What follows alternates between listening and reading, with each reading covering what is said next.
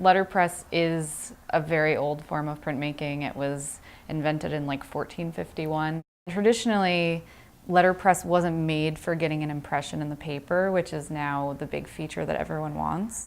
We've learned printing from a few different teachers who, they don't want the impression, like they're purists, and that's not like how it was supposed to be. Traditionally, they wanted no impression. It was called a kiss impression. You couldn't tell that it was letterpress printed, but now seeing the impression is the only way that you can distinguish it from anything else.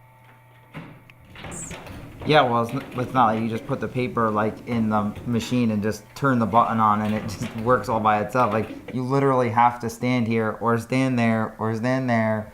You're either hand feeding it or you're watching the press as it's feeding itself. There has to be a human there at all times. So it is very time intensive, very labor intensive, and very stressful because a lot of times it's just stuff does not work out. And you got a deadline and it's got to get done, and we'll be here like 1 o'clock in the morning trying to get something finished for somebody for the next day, and you go through way more paper than you should have, and the paper is not cheap. That's what we print from, are photopolymer plates. Once they're stuck to an aluminum base, they're type high. Normal lead type is already type high, so you can have whatever you want.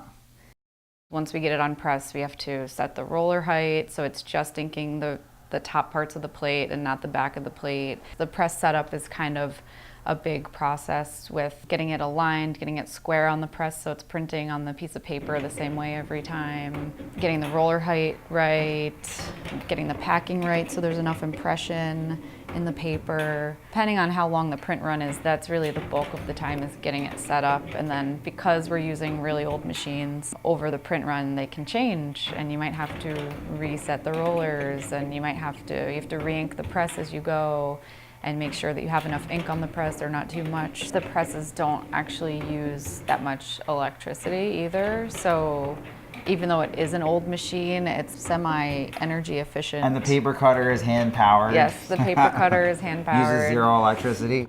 It is not easy. So anybody that thinks it's easy, come on over and hang out here for a day.